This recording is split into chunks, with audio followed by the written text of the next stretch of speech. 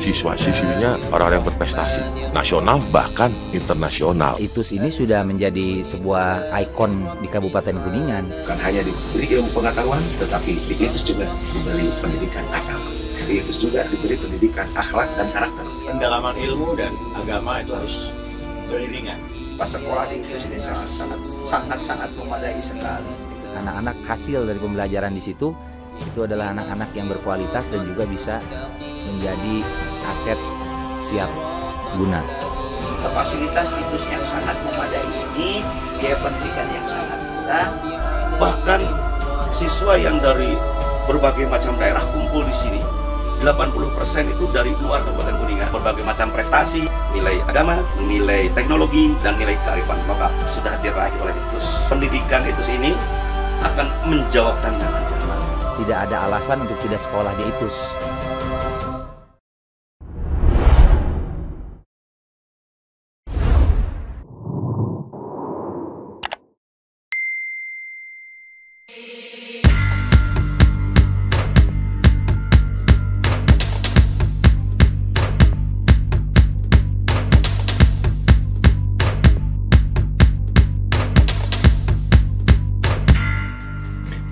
Oh Pan, saya ini kan dengan teman-teman ini udah lama nih di Cirebon nih. Hampir separuh hidup lah, bahkan hidupnya dari hari-hari di Cirebon. Nah ya, dalam perjalanan kita di Cirebon ini kelihatannya memang ada masa yang berubah ya. Dari mulai nonton TV di kelurahan, terus hitam putih sampai sekarang nih TV ini jarang diminati orang nonton TV. Nah, dalam perjalanan itu saya dengan teman-teman berkali-kali sering menyaksikan tentang tradisi, beberapa peristiwa-peristiwa tradisi yang berlangsung di Cirebon. Nah, ada beberapa hal yang sudah kita ketahui dan ada beberapa yang belum kita ketahui, Pak. Jadi Bapak bisa jelaskan kita ke saya, teman-teman sahabat Nusantara ini tentang tradisi yang terus berlangsung dari dulu sampai dengan sekarang, atau memang tradisi ini sudah mulai ditinggalkan oleh masyarakat? Silakan Bapak. Iya, jadi tradisi atau budaya akan terus bertahan selama pendukungnya itu ada. Pendukungnya ada ya? Iya, kalau misalnya kayak tradisi selamatan. Nah, saya ini dari orang tua, dari nenek ya, mungkin pernah mengikuti selamatan. Jadi ya kita nanti akan mengikuti. Tapi kalau ke anak cucu saya itu belum tentu. Karena kita juga sudah pembekalan hidupnya kan modern ya, dari sekolah, dari pendidikan. Nah, jadi anak belum tentu mendukung tradisi. Dulu berkat itu teles ya. Ya basah. Ya pipis, puntir, buras, tergelas. Itu kan model gitu ya. Gorengnya. Iya. Bikin mentean ya. Nah, sekarang kan mentean. Iya. Karena bikin buras, bikin apa itu kan butuh waktu lama. Sekarang itu hidup itu menuntut kita untuk praktis. Jadi seperti itu. Yang tidak praktis menyebabkan ditinggal oleh masyarakat. Iya. Nah, beberapa tradisi yang ada yang dari dulu sampai sekarang ini, Pak. Seperti kalau yang saya tahu itu ada ngapem. Ya. Ada itu. Yang lainnya selain ngapem apa aja, Pak? Dulu tiap bulan itu ada. Setiap bulan. Bahkan kakek saya itu pernah menulis dalam sebuah naskah yang disebut sedekah bulan. Oh. Nah, itu mulai dari bulan Suro ya. Ya, bulan Suro. Suro, bubur Suro. Apa tuh, Bapak sedikit saja tentang bubur Suro itu? Iya, itu syukuran karena Nabi Nuh telah diselamatkan dari banjir. Nabi Musa telah diselamatkan dari kejaran Fir'aun. Dan itu terjadi pada bulan Suro. Iya, bulan Suro. Nah, terus Safar apem. Apem itu kata Jafar Assegaf itu warisan Syiah. Ya walaupun orang Cirebon ya gawe apem nggak ada yang ngerti itu tuh. Kalau itu pengaruh Syiah. Ya tapi rupanya baik ya karena bernilai sodako. Jadi tradisi ini masih tetap berlangsung. Ya termasuk itu saya juga masih melaksanakan. Ya, saya masih kalau ngapem Masih keduman ya, masih dikirimi ya. Kirimi dan ngirim. Ya masih ngirim, masih Ya. dikirimi. Nah itu apem. Kemudian Maulud. Bulan Maulid. Maulid itu kan nasi kuning. Nasi kuning yang dibagikan. Iya nasi kuning. Kalau di keratonnya kan nasi rasul, nasi kuning juga. Oh, iya. Tapi dikupas dengan cara pakai tangan, tidak pakai Tubuh kan. iya tumbuk atau split, mesin split tuh. Pas pakai tangan. Surah, Safar, Maulud, Rajab. Rejab. Nah Rajab juga itu ada. Apa itu Pak? Di Rajab. Ya kalau kita sih, kalau di kampung saya di Kedawung, bagi yang masih ngaji yaitu ngirim kue, ngirim Makanan iya makanan ringan, makanan olahan. Nah nanti ini untuk dimakan bersama nanti malam tuh. Nah nanti kiainya dongeng, ngasih pesen. Ruah, ruah juga itu kan nisfu Sa'ban ya. Itu biasanya ada yang puasa sunnah, ada yang apa gitu. Nah terus Ramadan ya. Ramadan. Nah, Ramadan itu kan bulan puasa. Nah, bulan puasa juga Ada tradisi mandi besar gitu. nah kalau yang besar bulan Suro. Bulan Suro ya. Nah sebelum bulan puasa juga ada di beberapa daerah itu Masih. mandi suci ya. Suci. Yang Ramadan. Ada yang nyebutnya ruatan, ada apa gitu. Kalau di kita ya mandi, terus sorenya ngirim ya itu sodako juga. Ada yang nasi pakai telur, nasi uduk pakai telur. Nah nanti Syawal, nah Syawal ada lagi ngupat. Oh ya, ngupat ya. Ngupat itu ngaku lepat atau ngaturi lepat. Melepas Jadi, kesalahan. iya kita mengaku salah, bermohon maaf apa. Nah itu kupat. Nah terus kapit. Kapit juga ada selamatannya. Ada penyon, tahu penyon? Belum, saya belum tahu apa itu. Atau oleng-oleng tuh. Semacam makanan lah, bukan? Makanan kayak lontong tapi dari apa ya? Dari Manis tepung ya? terigu. Oh, enggak enggak manis. Asin. Nah nanti dikasih ikan-ikan laut tuh. Oh, Ndong mimi, Ini ya. dikasih petis. Ya, ya. Itu dulu di daerah saya masih, tapi sekarang di daerah Mertasinga, Bondet sampai daerah Bedulan masih. Sana sebutnya oleng-oleng, Oleh-oleh. kapit. Nah, terus Raya Agung. Nah, Raya Agung kan kita ada korban ya. Nah, Itu bukan saja di Cirebon itu sih. iya itu semua. Pokoknya di Cirebon tuh hampir setiap bulan ada. Ada ya. Dan Nah. lebih cenderung ini ya. Apa kelihatannya bersedekah. Iya, sebetulnya itu sodako. Makanya ketika saya dimintai dari Provinsi Jawa Barat, dari UIN Bandung, ada nggak naskah tentang bencana? Saya nyari-nyari nggak ada. Naskah tentang bencana. Tapi upaya untuk mencegah bencana itu ada. Sedekah tadi ya. Iya, sodako itu. Dan kalau ada bencana itu ada apa ya? Ada isyarat apa gitu?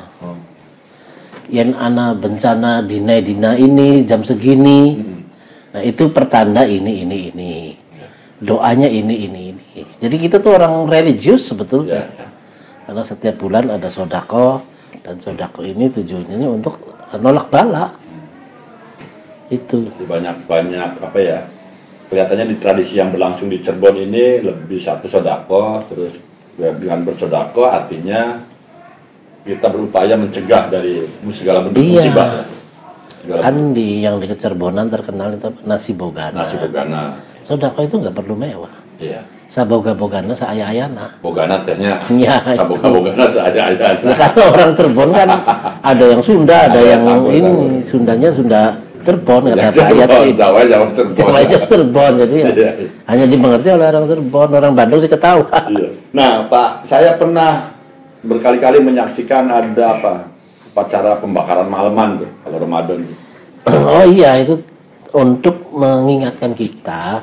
Sekarang kan orang pada punya kalender, pada punya jam. Kalau dulu kan Nggak ada ya. yang punya kalender siapa, yang punya Jadi jam dengan itu membakar siapa. malam itu cuma menentukan tanggal-tanggal tertentu. Iya Itu sih, biasanya untuk tanggal ganjil mulai likuran. likuran, iya benar. Selikur, telu likur, selawe. Tahu ya.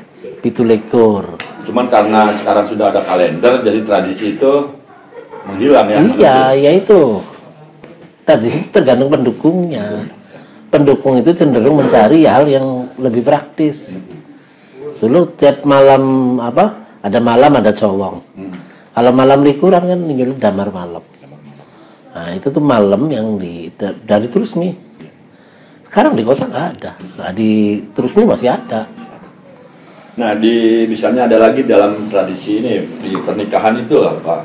Ada 7 bulan, ada 4, ada gitu gimana itu? Itu tuh siklus kehamilan. Kehamilan. Di naskah ini Mama Titin ya, itu bapaknya Mas Kumbang tadi. Iya. Itu ada naskahnya. Itu naskah beliau itu namanya naskah Nyai Murtasia. Nyai Murtasia itu bercerita tentang wanita yang soleh. Kemudian kakek saya juga punya naskah itu namanya Candraning Wong Bobot. Jadi ciri-ciri orang Bobot. Bobot tuh hamil ya. Bayi numpak sebulan, kehamilan sebulan itu Eka Padmasari. Nah, Eka Padmasari itu selamatannya apa? Doanya apa? Doa pina, iya, cirinya itu seperti apa? Jadi kita nggak usah, ya dulu kan nggak ada bidan, nggak ada, artinya dukun bayi. Jadi ciri-ciri itu kan nggak diperiksa secara medis, tapi itu dari perilaku sang istri. Agar suami itu bijak pada istri, agar nanti hal yang buruk tidak terjadi pada turunannya. Dia kayak 7 bulan gitu ya? Iya, 7 bulan apa gitu, sampai 8 bulan apa, sampai 11 bulan. Semua ada ya? Ada. Nah, itu Candraning Wong Bobot. Nah, ada tradisi apa yang di daerah lain tidak ada hanya dimiliki di Cirebon? Nah, itu yang Candraning Wong Bobot itu kebanyakan kan 7 bulan. 7 bulan ya? Tapi di Cirebon itu ada semua lengkap. Tiap bulan. Ya ini kan itu kan sedekah juga, sedekah pada masyarakat. Agar masyarakat juga ikut mendoakan bahwa nanti turunannya cakep, turunannya cantik dan berakhlak mulia. Semua itu didoakan pakai doa. Bapak setuju tidak? Misalnya tradisi itu kan dibentuk karena ada peristiwa. Iya, kita kan sekarang ini kita harus pakai masker. Iya. Itu akan menjadi tradisi karena untuk menolak bencana yang kuman atau penyakit corona ya, itu. bisa juga yang berdasarkan empirik begitu. Nah, yang di Cirebon yang ada apa itu? Ya ada sih. Makanya bulan Sapar. Sodako. Karena dulu ada peristiwa. Jadi kejadian dulu itu jangan sampai terjadi lagi. Pemali. Sampun mali-mali. Jangan sekali-kali lagi. Kalau ada peristiwa buruk seperti itu. Iya. Nah, makanya nolaknya dengan apa? Dengan ya itu sodako tadi. Malam tuh, waduh Pak, ngimpi direb-reb apa? Atau ngimpi hal yang buruk. Mana sodako, Ning? Jaga bayar, sodako lengah. Iya benar, minyak minyak sayur ya? Iya. Lentik ya? Itu supaya apa? Supaya bayan mulus. Jadi bahayanya itu nggak kena bahaya. Ya itu dengan sodako itu tuh sebetulnya bahasa yang tersirat. Kita ini kotor, banyak ya. Bersedekah ya. Kotor, banyak dosa. Gusti Allah itu maha mulia. Jadi pengen ngomong tuh izin. Pengen dodonga, pengen jajadukan tuh izin. Makanya sedekah lengah. Supaya ya itu kalis dari bahaya. Nah, kayak misalnya ada di bulan Sapar tuh Pak Opan. Saya ingat dulu ada pesta saya kan dekat dengan Sungai Derajat tuh. Dulu saya kecil situ ada Matirta Pembokasan ya? Iya, Matirta Meda itu upacara apa suci. Matirta Meda. Itu di India masih ada, namanya Mahakumbha Mela.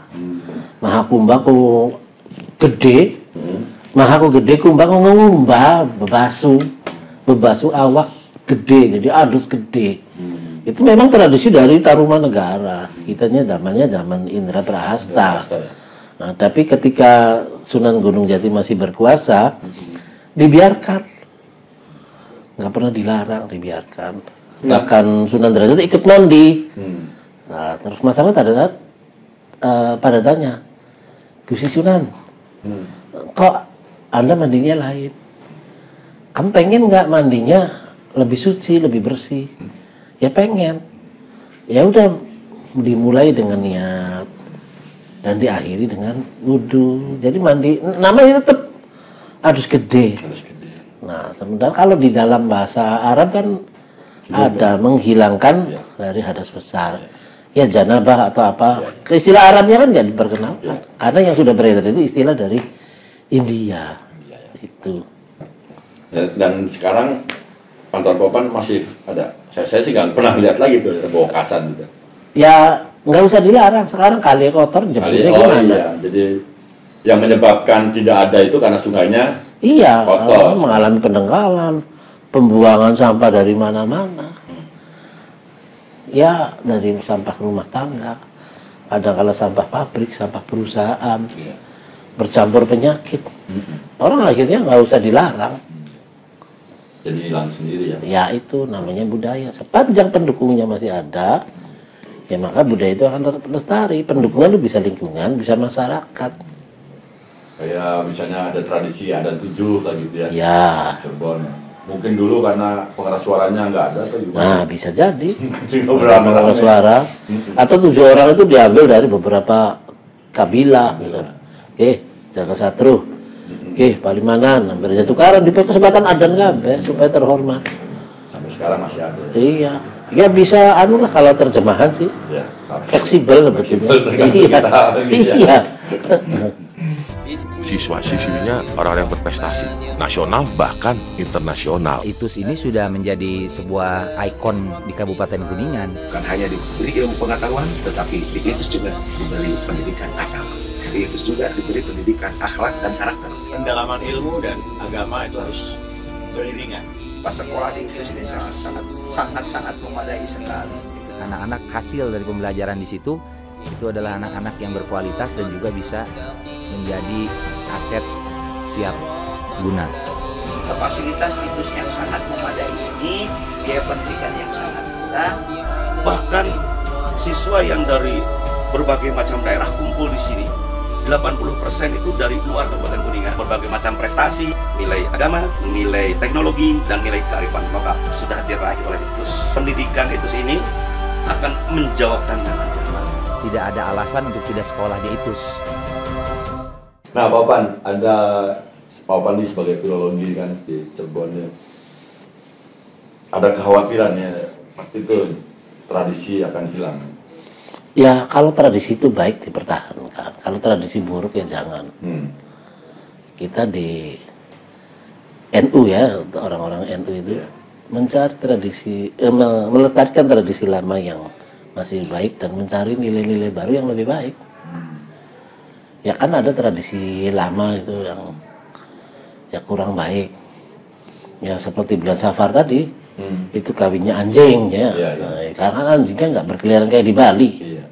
Kalau dulu mungkin seperti di Bali, banyak kebun, banyak alas. Opan, ada dampaknya sih kalau masyarakat tidak menjalankan tradisi? Ya itu tergantung tradisinya. Iya ya. Itu. Kalau tolak bala yang gitu dia tidak melakukan tradisi ya kena bala kan gitu. Iya, kan dulu kalau balik main atau balik main bola, wah panas dingin, wah panas tis, rombongannya lewat gumukan. Iya, gumukan. Tempat sungil. Iya tempat sungil. Mana nyuguh ayam ki bakar ayam. Nah dulu kan banyak yang begitu. Nah sekarang kan lebih baik dimakan sama-sama. Dimakan sama kita, terus berobat ke dokter ya? Berobat ke dokter, jadi... Atau ayamnya dimakan saja sama dokter gitu? Nah, itu ayam. Penyakitnya dipindah ke dokter. Ya itu. Opan, ada di waktu ini. Ada tradisi yang menurut pantauan Pak Opan ini, Mas, itu cuma adanya di Cirebon. Di Sunda tidak ada, di Jawa tidak ada nggak? Apa ya? Ada 7 mungkin ya? Ya iya, ada 7. Ada 7 ya? Kalau di Trusmi itu 4. Di Jamblang itu berapa ya? Ada 3. Terus di Gunung Jati juga 4 yang azan. Ya Cirebon semua sih. Melihat pemerintah ada upaya untuk melakukan. Ya kalau pemerintah kan mengekspos itu sebagai atraksi wisata. Karena beda sih, jadi kan menarik. Ya.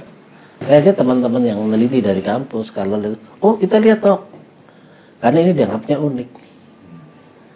Itu yang unik sehingga harus diatraksikan ya, iya, dipamerkan ya. Iya, sepanjang tidak melanggar syar'i gitu.